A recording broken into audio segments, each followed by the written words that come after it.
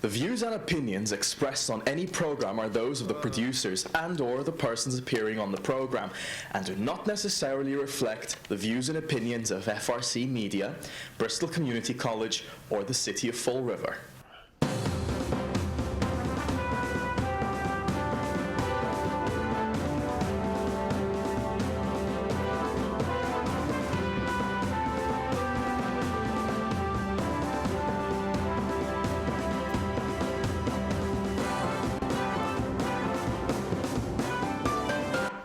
Well, hello. Welcome to Spindle City Straight Talk. I'm Chip. I'm CJ. And I'm Carlos. Boy, Carlos is paying us a visit. It's been a while. Oh, he's got Spain. He's got his special bow tie on, too. I know, exactly. You must be going somewhere important after this show.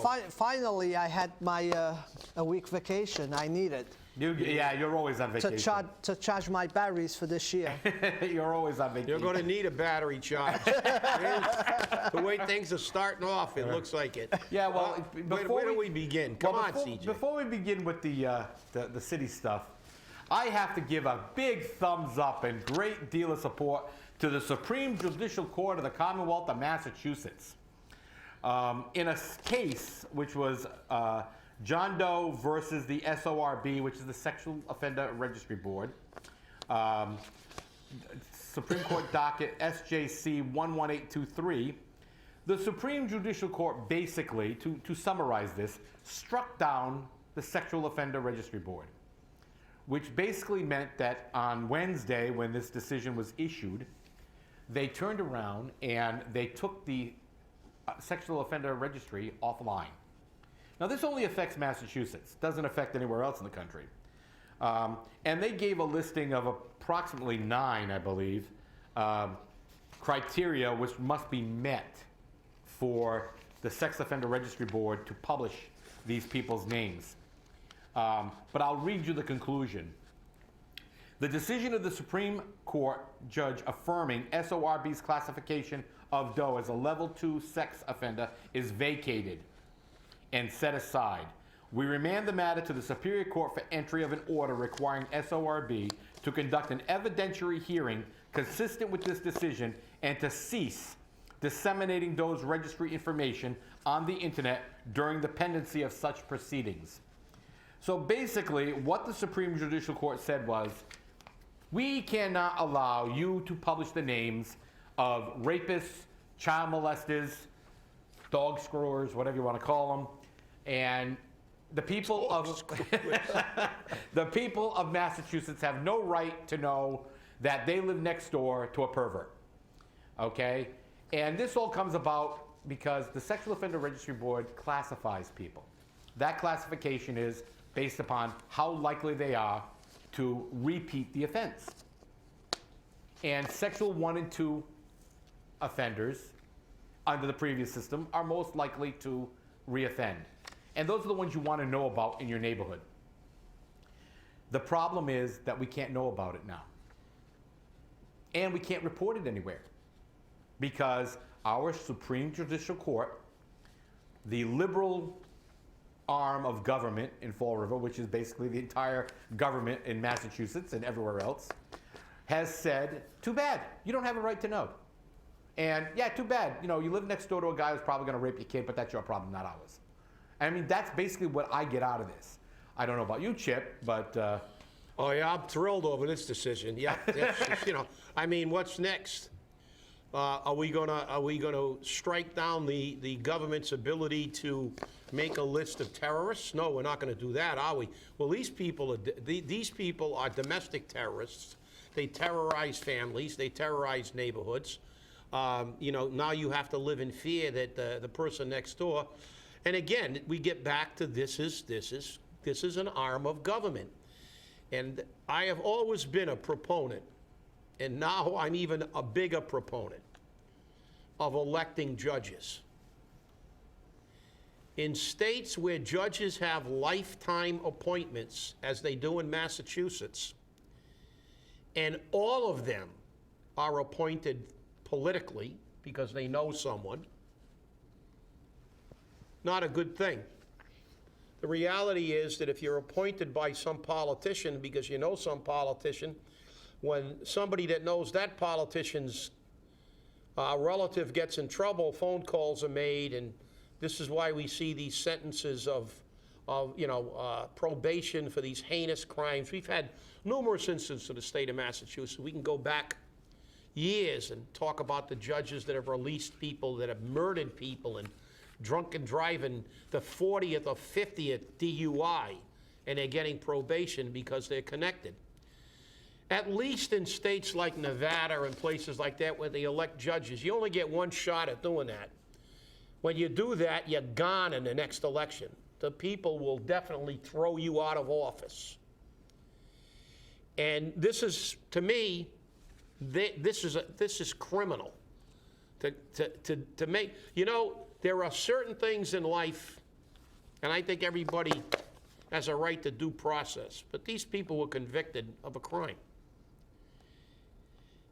And, there are certain things where you really, really have to look at society's rights over the right of the individual. And when it comes to child molestation, I mean, what wide a line of demarcation can we have? I'll tell you one thing, they'll be trying me for murder if anybody ever molests my daughter or granddaughter. Probably the first one will be the judge, one of the judges who issued this order, so I didn't know that there was some pervert living next door. Because I'll tell you what, this is disgraceful. I mean, you can carry your liberalism and your rights of everybody, the due process, only so far. There are certain areas, as now this country has said, and to me, here we are again with government and its duplicity and its paradox. On one hand, we're going to abrogate everybody's rights to privacy because we're afraid some terrorist is going to bomb us. But we don't give people who live in neighborhoods the right to know that there's someone who can affect their family for life by molesting their child. I'm sorry. It just doesn't make any sense to me. I hear. And Carlos, you're a neighborhood leader. How do you feel about this? I mean, really.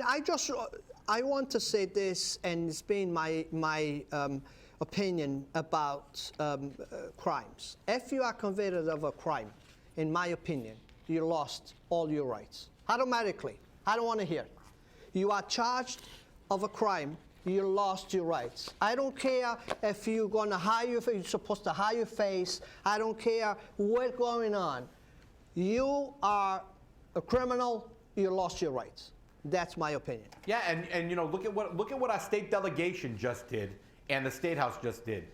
We have a law on the books, or had a law on the books, which said that if you were convicted of a drug crime, you automatically lost all your licenses, your driver's license, your professional, whatever it may be, but you lost your license. Now they're going to say, oh no, we can't do that because we're affecting their way of making a living.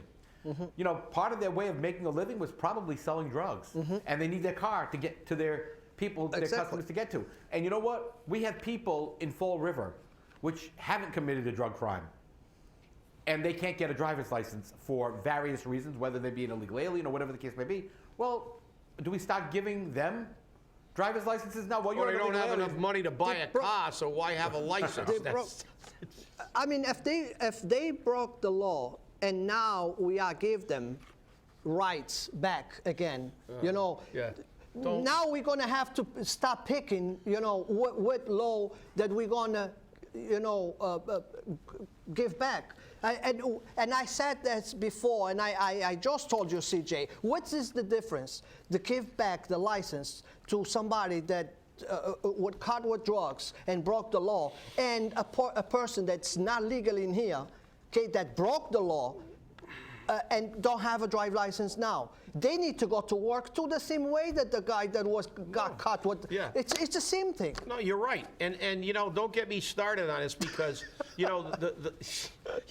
I mean this country is ridiculous with its with its... We're the give me nation. I wrote this in my column the bottom recently. line is, look, all these people who talk about rehabilitation and that the jail is a secondary education tool, and we keep them out of jail and all this other baloney, that's secondary to punishment. The judicial system was created as a system of punishment for crimes. Not in Massachusetts. And I'm sorry, but I'm going to tell you something about rehabilitation. It's absolute crap. You know why? Because the prefix re normally means to do it again. Retread. Okay? Anything with the prefix re normally means to do over, to do it again, to repeat it. So the term itself is wrong, because you get a criminal and you say, we're not going to punish him, we're going to make jail like a country club, and we're going to rehabilitate him. Well, that's wrong, because in order to be rehabilitated, habilitated means to socialize, to be able to be part of society in general. It's a general definition. In order to be rehabilitated, you had to have been habilitated in the first place. You had to be part of our society. And most of these career criminals have never been habilitated in the first place. So the concept of reteaching them and re-socializing them is ridiculous, because they weren't in the first place. They're career criminals. You know, the fact is that if you go to any other country in the world, I think there's probably a murder in New York City every 45 seconds, or there's an assault. There's some kind of crime probably every 10 seconds in the city of New York. And all these clowns in the United States that talk about how strict punishment is not a deterrent are lying. You go through the rest of the world. Tokyo's larger than New York City. There's a murder like every 10 years in Tokyo. Why? Because the Japanese penal system is in fact the penal system. If you go to most of these other countries where they have tremendously harsh punishments, you don't have the problems we do. How can the countries that produce the most drugs have less drug problems than we do? It's because if you get busted for drugs in Turkey, we all saw Midnight Express, and if you haven't, watch it. It's an old movie, but it's a great movie. The fact is, the stuff does work. And when we do things like this, it's a crime against society. The Supreme Judicial Court of the state of Massachusetts, as far as I'm concerned, has committed a crime against the people of this state. And it's wrong. It's absolutely wrong. You cannot, you know, and if there's a child molested by one of these animals, they should get every Supreme Court judge and take them to the house of their parents and let them explain to their parents why they made this decision. Because it's reprehensible. I can't even talk about this anymore. I'm so aggravated, I want to hit something. Well, I hear you, Chip. You know, it does get to be, you know, very questionable. But hey, you know, now that we're on crimes and against the people, let's move on to the recent actions by the 6th floor of the city of Fall River.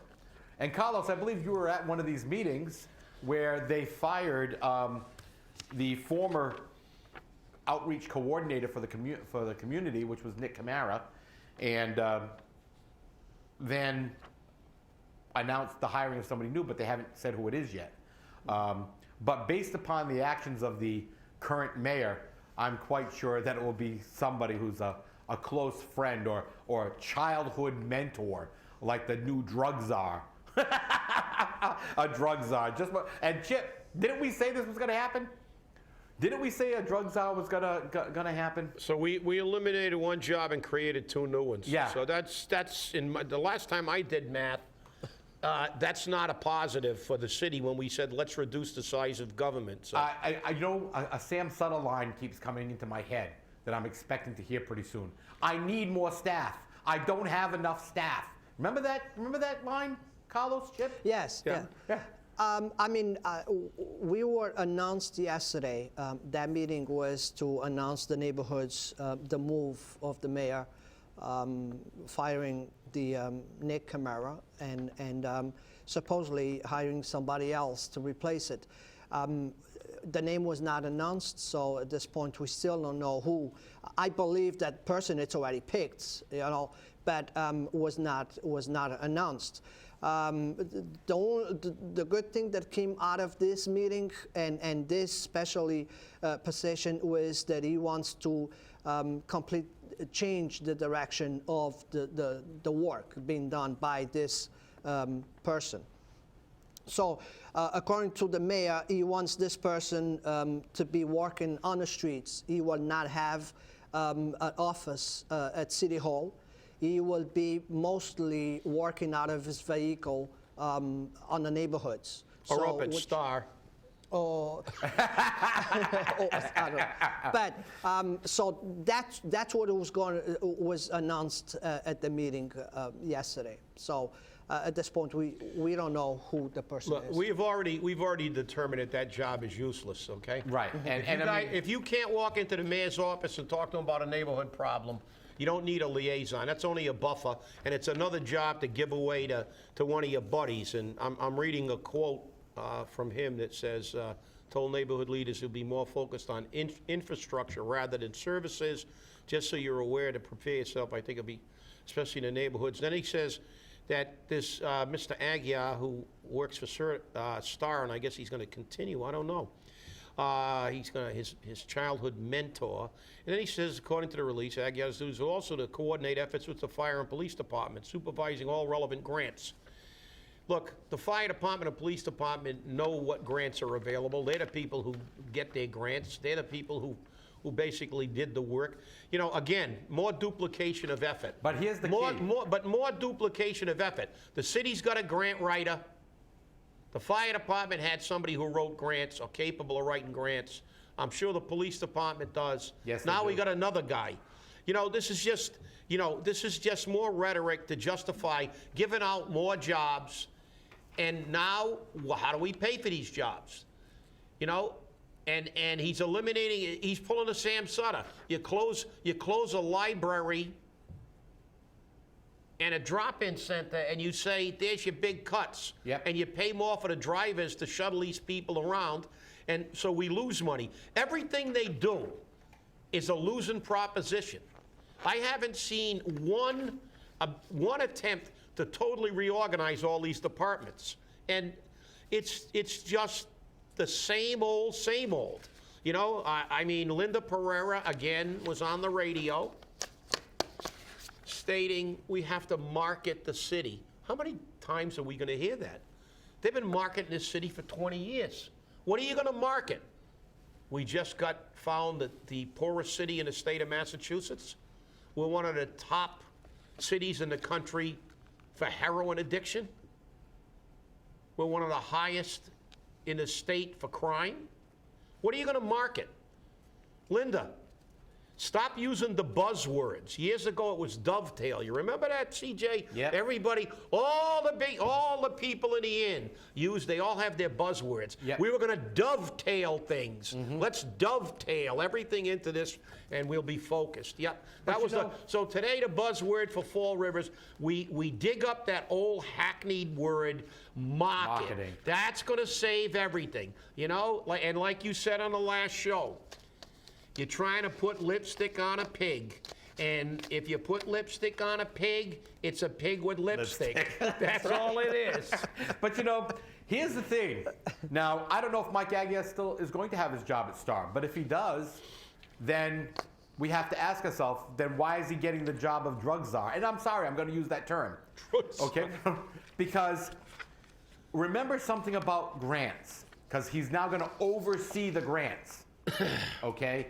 The grants have a component for administrative costs, i.e. the grant manager. And that usually gets put into salary.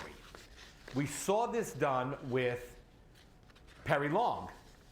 Because not only was he the community outreach coordinator, which made him X number of dollars, but he managed the grants for the tree program, and he managed the grants for this and that. And it bucked up his salary hugely, okay? And the same thing's gonna happen here with Mr. Aguiar. And, you know, childhood mentor, I'm very happy for you, Mr. Mayor. He's your childhood mentor. But let me quote you a few facts about your childhood mentor and you. Number one, your childhood mentor was a huge, huge supporter of Mayor William Flanagan, like you were. Or do you forget that?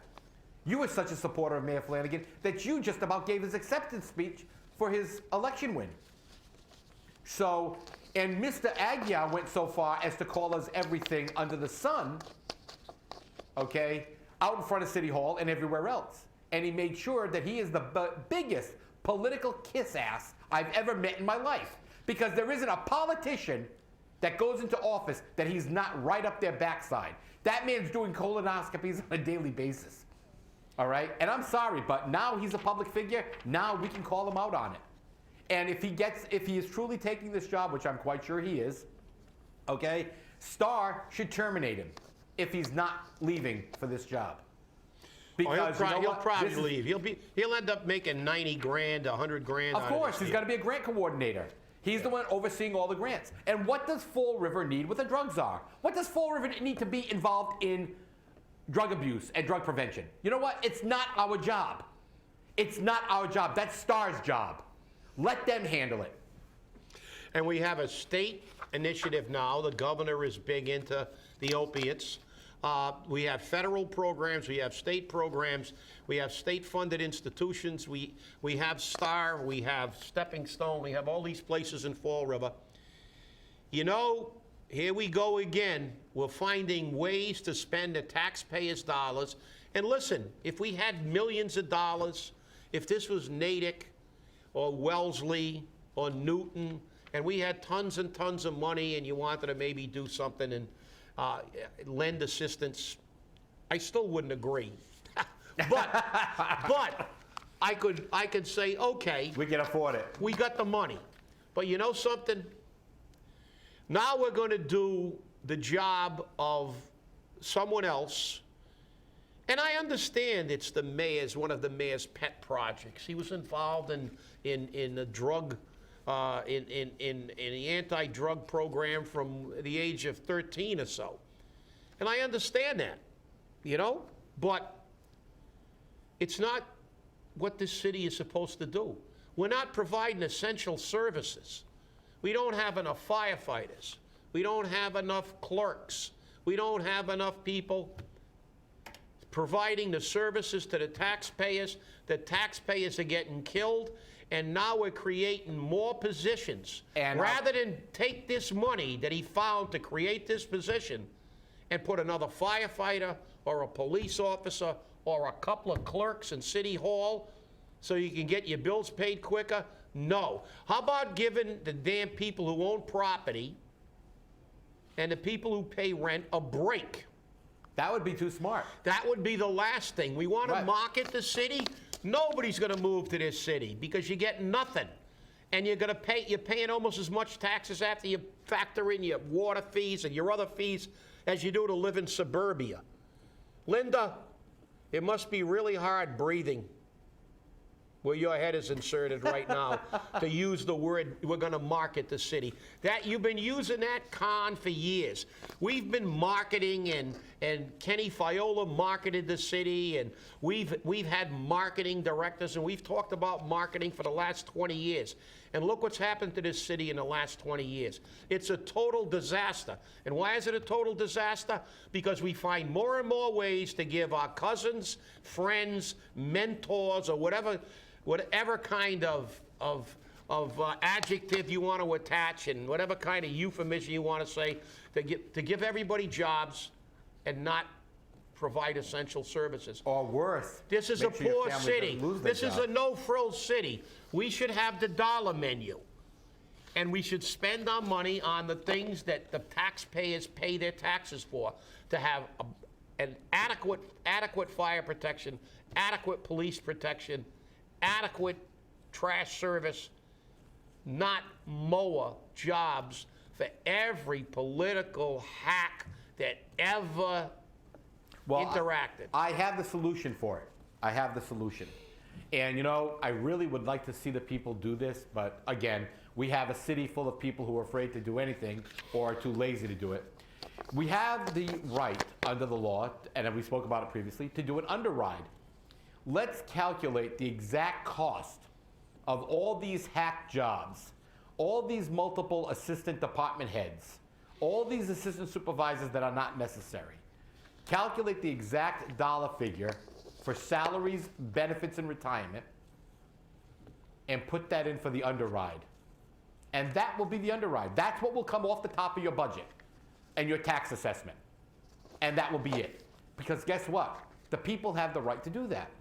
And you know, maybe that's the only way that the 6th floor or the 2nd floor, being the city council, will understand that this is our money. It's not yours.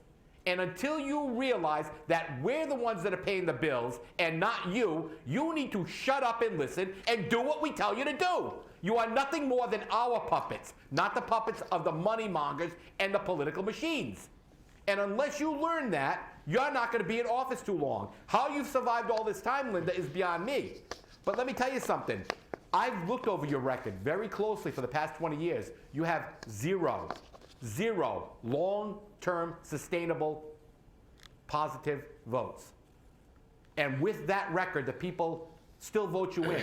So Well, I don't know why. Well, I've got to give the people, you know, I know you're being... I'm being harsh. You're being harsh on the people. I give the people kudos in this city. We've changed 3 mayors in just a little over a year.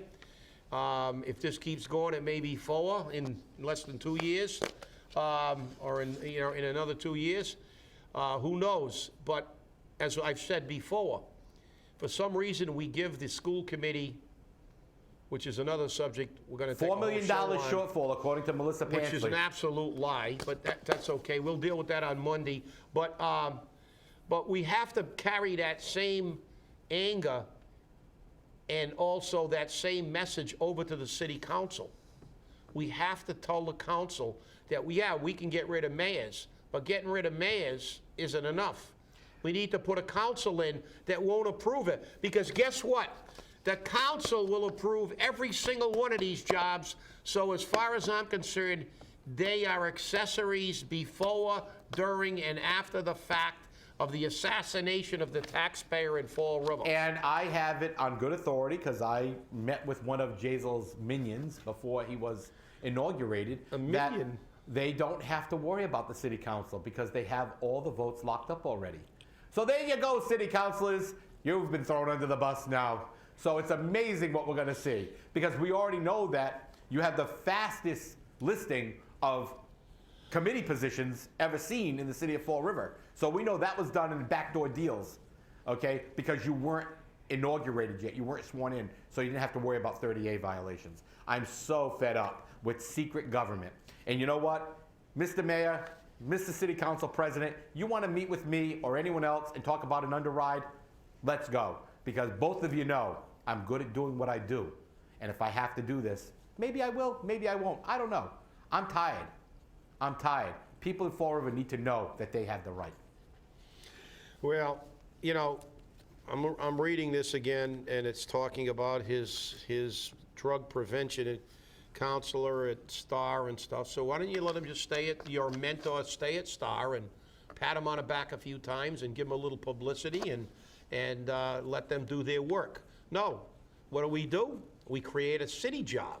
That's right. With city benefits and city health care.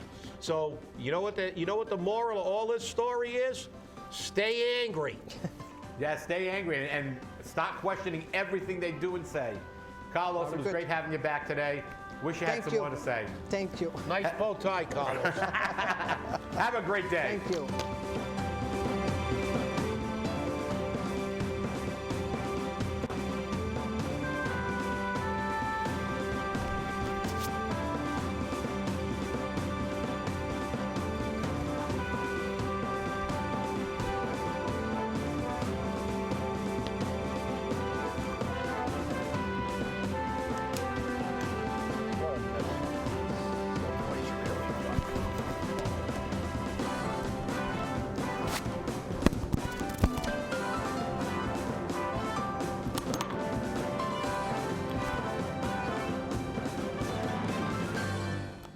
That's what she does best.